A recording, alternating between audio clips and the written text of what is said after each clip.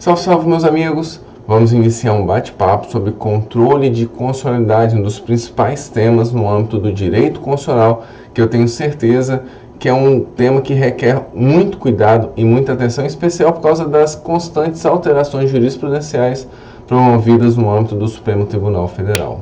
Tá? Anotem aí minhas redes sociais, meu Instagram, meu YouTube. Qualquer dúvida que você tiver, pode mandar um e-mail que eu estou à disposição para qualquer dúvida, tá bom? Antes de entrarmos propriamente no estudo do tema, eu devo frisar aqui que esse vídeo e os vídeos que virão na sequência, eles decorrem da aula que eu dou no âmbito da Escola do Ministério Público do Espírito Santo, local onde eu dou aula há mais de 10 anos. Por causa do coronavírus, as aulas presenciais estão suspensas e agora estão no processo de adaptação para o online. Então, essas 2 primeiras semanas serão abertas, né, para qualquer pessoa, não só da minha matéria, mas como da matéria de todos os professores, tá bom? Então, nós vamos começar com controle de constitucionalidade. Lembrando que a matéria do controle de constitucionalidade é a matéria onde eu tenho meu livro pela editora Juspodium. A nova edição foi enviada esta semana para a editora para diagramação e publicação. A edição está zerada e mudou foi muita coisa, tá bom? Muita coisa mesmo. Então, muitas novidades que aconteceram no STF de 2017, 18 e 19. Tem até julgado esse ano também, por incrível que pareça. Tem coisa importante, tá? Então, tudo isso nós vamos trabalhar, né, seja no livro, seja no curso. E aqui com vocês, nesse nosso bate-papo, eu vou trabalhar a parte relativa à teoria geral do controle de constitucionalidade, né, tanto nesses módulos que eu vou publicar essa semana, quanto provavelmente da semana que vem. Talvez já entrando um pouco na parte seguinte, relativa ao controle difuso de constitucionalidade, tá bom? Vamos lá então começar nosso curso sobre controle de constitucionalidade. Ponto 1. Teoria geral do controle de constitucionalidade. Tá bom, pessoal? Vamos lá. Conceito e pressupostos do controle de constitucionalidade.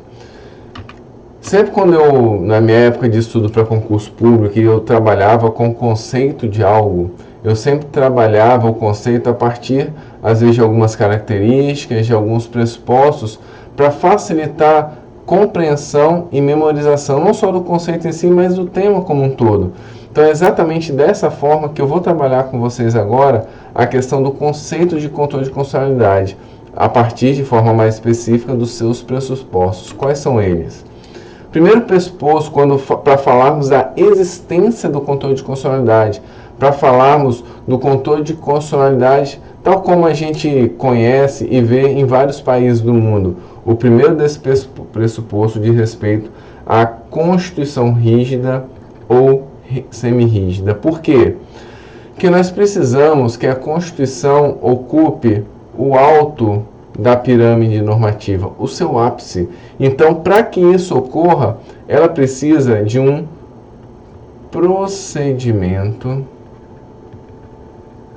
diferenciado para a sua modificação em relação às demais normas constitucionais. E isso está presente aonde? Na Constituição rígida ou na Constituição semirrígida, não estando presente na Constituição flexível. Por quê?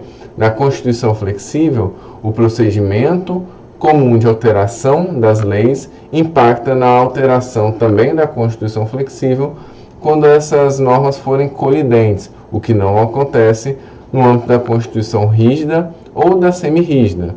Na semirrígida, especificamente, quando da parte dela relativa ao procedimento diferenciado. Tá?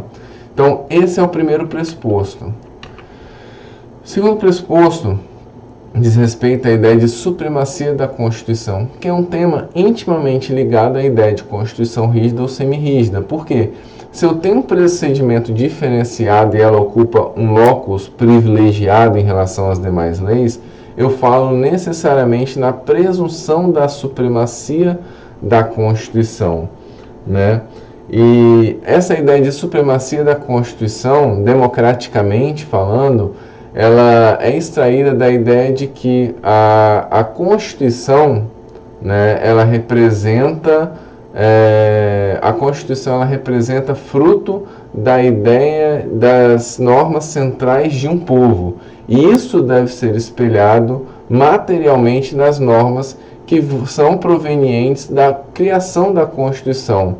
E isso se traduz, junto com a ideia de Constituição rígida ou semirrígida, no princípio da supremacia da Constituição. Tá bom? O terceiro pressuposto diz respeito à atribuição de competência para o controle de constitucionalidade a um órgão. Para eu falar em controle de constitucionalidade, eu preciso que alguém faça esse controle de constitucionalidade. É uma ideia muito lógica. Quando a gente fala isso, né, no Brasil, o principal órgão de controle de constitucionalidade diz respeito ao Poder Judiciário.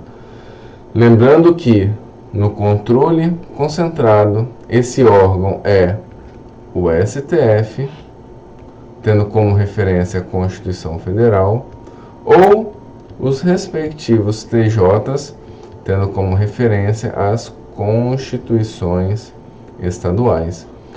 Ao lado do controle concentrado, nós temos o controle difuso, que ele é de atribuição de todo o Poder Judiciário. Então, a atribuição de competência para controle de constitucionalidade é também um pressuposto para falarmos na existência desse tema. O nosso quarto pressuposto traz a ideia da presunção de constitucionalidade das leis. Observe o seguinte, meus amigos. A presunção de constitucionalidade das leis diz respeito a uma ideia de índole também democrática. Se nós, povo, criamos a lei por intermédio de representantes, presume-se que essas leis são feitas em conformidade com a nossa vontade. Então, todas as leis, por causa dessa ideia de democracia, ela goza de uma presunção de constitucionalidade. Tá? Aqui eu faço só uma observação. Fala-se no Brasil atualmente de uma presunção de inconstitucionalidade. Professor, como assim presunção de inconstitucionalidade? Esse é um tema que é trabalhado dentro de outro, que diz respeito ao tema da reação legislativa com finalidade de alteração jurisprudencial.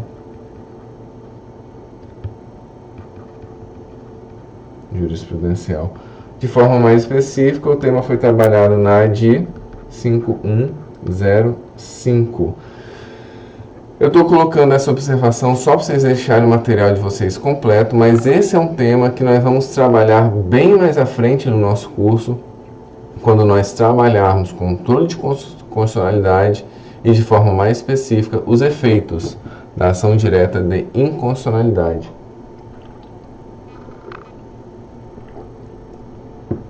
Ele acontece basicamente no seguinte cenário. Tem uma lei regulando o tema.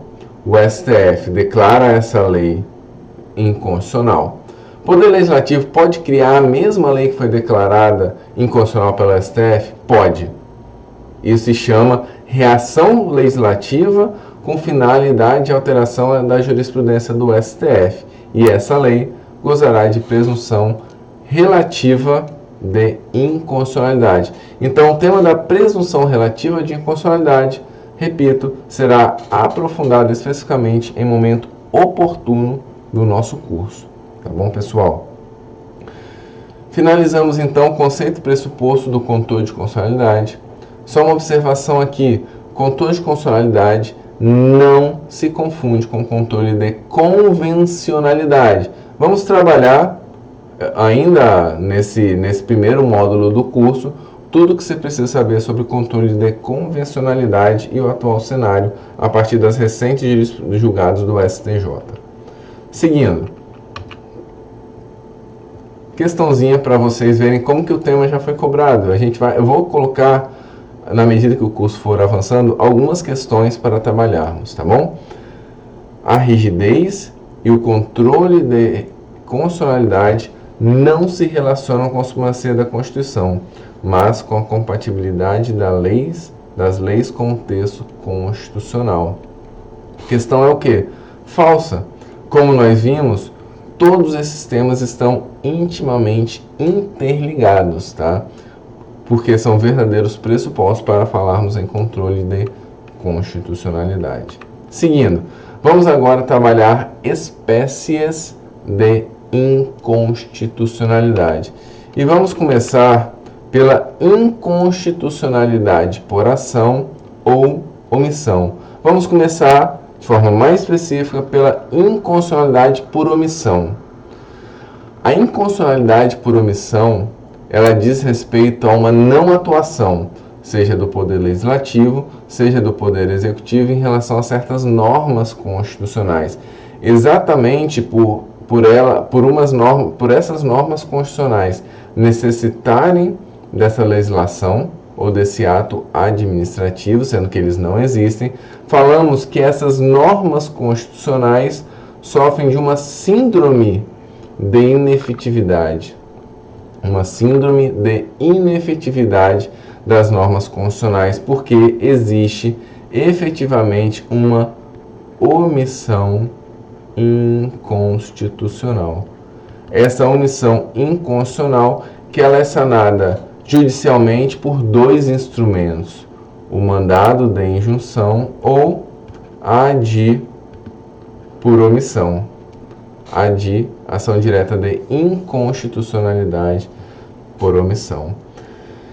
Para falarmos em inconstitucionalidade por omissão, para falarmos em inconstitucionalidade por omissão, nós temos três pressupostos para falarmos na caracterização da omissão inconstitucional. São três os pressupostos. Primeiro, nós temos que estar diante de uma norma constitucional de eficácia limitada. O que é aquela norma constitucional de eficácia limitada? Estamos aqui trabalhando aquela clássica classificação de José Afonso da Silva sobre norma de eficácia plena. A norma de eficácia plena é aquela norma em que, pela simples publicação, né, ela já é apta por si só a produzir efeitos no âmbito sociais. Nós temos também as normas de eficácia contida. A norma de eficácia contida diz respeito àquela norma que ela é apta a produzir seus efeitos, mas uma lei depois ela pode restringir a sua aplicação. E por último, nós temos a norma constitucional de eficácia limitada, que ela nasce no momento, a Constituição nasce com certas normas constitucionais de eficácia limitada, que elas não produzem efeitos sociais. Ah, professor, então quer dizer que uma norma constitucional de eficácia limitada ela não produz efeitos? Cuidado! Os efeitos das normas constitucionais são de 2 graus. Efeitos sociais. Essa norma não produz efeitos sociais. Mas essa norma, como qualquer outra norma constitucional, ela possui efeitos jurídicos. Quais são os efeitos jurídicos? Apesar de elas não produzirem efeito social, elas podem, por exemplo, ser norma constitucional, parâmetro em sede de ação direta de inconstitucionalidade para declarar a inconstitucionalidade de alguma lei. Então, ela não produz efeitos sociais, mas elas produzem efeitos jurídicos.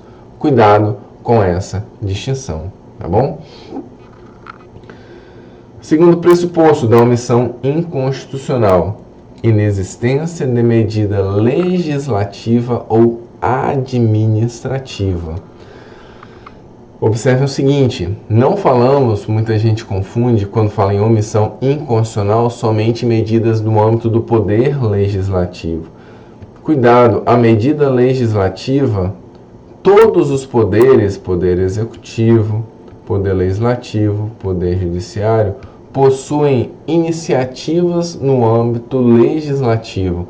Então, os três poderes, em tese, são aptos a deixarem, todos os três poderes são aptos, portanto, a caracterizarem por sua inércia omissão inconstitucional, tá bom? A inexistência de medida administrativa abrange a atuação administrativa de qualquer dos poderes relativos ao tema, desde que dizem respeito à norma no âmbito constitucional, tá bom? A omissão inconstitucional também tem um terceiro pressuposto, que é o decurso de tempo razoável. O decurso de tempo razoável, isso deve ser analisado por dois prismas. Vamos lá. Primeiro, quando nós temos prazo fixado pela Constituição. Se a Constituição fixar um prazo, por exemplo, temos aqui o artigo 48 do ADCT. Vocês podem ler depois com calma, né? Mas basicamente esse artigo 48 fixa um prazo para a criação de uma lei. Então, se a Constituição fixa um prazo, a simples não observância desse prazo por si só já é capaz de comprovar já é capaz por si só de comprovar que houve o descumprimento desse tempo razoável. Contudo, quando nós não temos um prazo fixado, que é a regra, né? A grande maioria dos casos da Constituição nós não temos prazo fixado, nesses casos o Supremo Tribunal Federal faz uso do critério da razoabilidade. Ou seja, analisa-se cada caso concreto para verificar se naquele caso houve ou não um decurso de tempo razoável para sanar a omissão inconstitucional. Então a razoabilidade aqui aparece como um critério, como um instrumento para essa finalidade de aferir ou não a inconstitucionalidade, a caracterização da inconstitucionalidade por omissão. Tá bom, pessoal? Seguindo, além da inconstitucionalidade por omissão, que foi o que nós vimos até agora, nós também falamos em inconstitucionalidade por ação. A inconstitucionalidade por ação, ela diz respeito a três tipos de vício: vício material ou nomoestático, vício formal ou de procedimento e o vício de decoro parlamentar. Vamos começar então pelo vício material ou nomoestático. O vício material ou nomoestático, ele é um vício relativo ao conteúdo. O vício material nomoestático, ele é um vício relativo ao conteúdo. Então, a lei, ela viola algum dispositivo da Constituição, algum direito fundamental, alguma cláusula pétrea, por exemplo. Então, existe um vício relativo ao conteúdo, um vício também chamado de vício de substância. Nesse tipo de vício, a doutrina afirma a possibilidade de aplicação do princípio da divisibilidade. Como assim? Imagine que uma lei tenha 30 artigos. Se essa lei possui em um dispositivo seu um vício material, então somente esse dispositivo será separado da lei para declaração de inconstitucionalidade. Existe uma divisibilidade da estrutura da lei. Então, o princípio da divisibilidade, ele vai possibilitar que somente o dispositivo inconstitucional seja ele e somente ele declarado enquanto inconstitucional. Então, o princípio ele é aplicado. Ao lado do vício material ou nomoestático, nós temos o vício formal ou nomodinâmico. esse é um vício de forma. E por ser um vício de forma, a ele não se aplica o princípio da divisibilidade. Imagine que uma iniciativa de uma lei deveria ser do presidente da República, mas a iniciativa acaba sendo do governador. O problema é no procedimento, não tem como você salvar uma lei por melhor que ela seja. Então a lei, nesses casos, tem que ser declarada inconstitucional na íntegra. Então não se aplica o princípio da divisibilidade das leis. Tá bom, pessoal? O vício formal ou nomodinâmico, ele se divide em 3 tipos de vício. Vício orgânico ou de competência é o primeiro. Falamos aqui nos entes federados. Desculpa.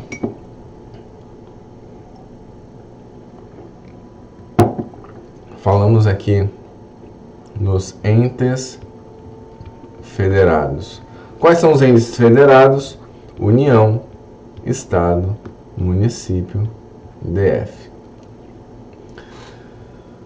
Então, esse é um tema que, por incrível que pareça, já caiu muito em concurso. Eu vou te explicar daqui a pouco, na sequência, qual é a dificuldade relativa ao tema. Por que ele cai muito? Os entes federados, por exemplo, a União, o Estado, ele não pode trabalhar tema que é privativo da União.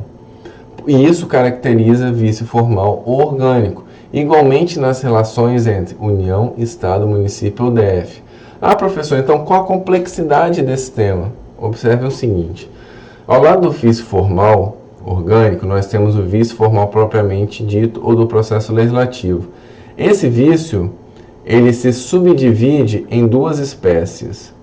Vício formal subjetivo e vício formal objetivo. O vício formal subjetivo, ele é um vício de regra de iniciativa e não de regra de entes federados. Observem o seguinte. Quer ver? Imagine no âmbito da União. Determinados temas são de iniciativa somente do presidente da República e outros são temas de iniciativa, por exemplo, vou colocar aqui, do Congresso Nacional. Se o Congresso Nacional fizer a iniciativa de um projeto que é exclusivo do presidente da República, ambos estão no âmbito da União. Eu tenho vício formal orgânico ou de competência? Não, eu não tenho. Contudo, eu vou ter vício formal subjetivo, porque a regra da iniciativa, ela foi violada.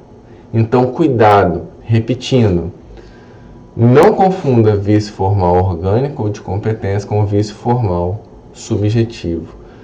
Sempre que nós estivermos no âmbito do mesmo ente federado, eu não vou falar se houver colisão entre iniciativas em vício formal orgânico. Eu vou falar em vício formal subjetivo. Se o Congresso Nacional ele deflagra um processo legislativo da iniciativa do presidente da República, eu tenho um problema que é de vício formal subjetivo, porque houve regra da iniciativa violada. Mas eu não tenho vício formal orgânico. Vamos para outro exemplo? Imagine agora que um tema deveria ser trabalhado pelo presidente da República, mas no âmbito do Estado, quem faz é o governador.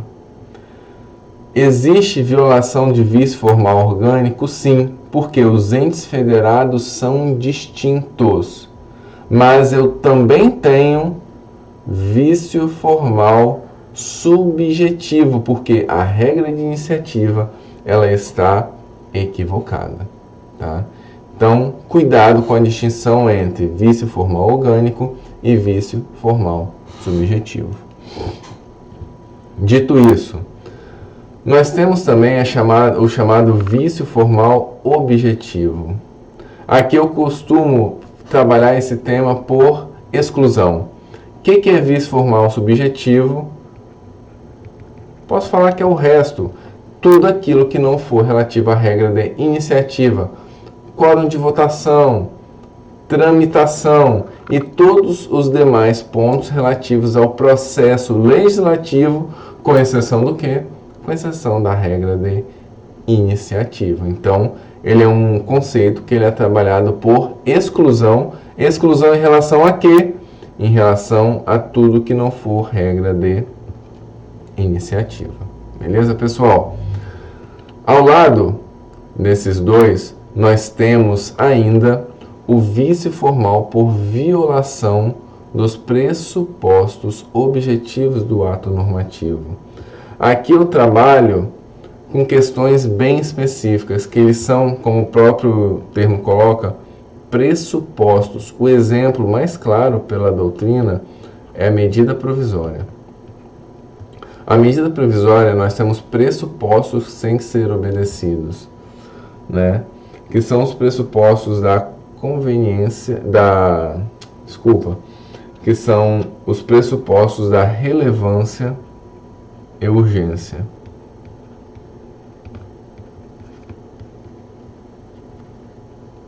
Relevância e urgência. Então, esse é um exemplo de vício formal por violação dos pressupostos. É aquilo que se coloca antes do trâmite propriamente do processo legislativo. E, por fim, em relação a esse ponto, nós temos a questão do vício de decoro parlamentar, que ele foi trabalhado inicialmente pelo professor Pedro Lenza, tema que inclusive já foi pedido em concurso público. E ele está previsto no artigo 55, parágrafo 1º da Constituição. Sempre que houver violação do artigo 55, parágrafo 1º da Constituição, nós falaremos em vício de decoro parlamentar. Tema, inclusive, que ele não foi ainda trabalhado no âmbito do Supremo Tribunal Federal, acerca ou não dessa possibilidade, permanecendo até o momento no âmbito teórico. Tá bom, pessoal? Vamos parar por aqui esse nosso vídeo e vamos seguir na sequência com o nosso tema relativo à teoria geral do controle de constitucionalidade. E vamos abordar as questões da inconstitucionalidade total ou parcial. Vem comigo, que temos muita coisa para trabalhar ainda. Um grande abraço.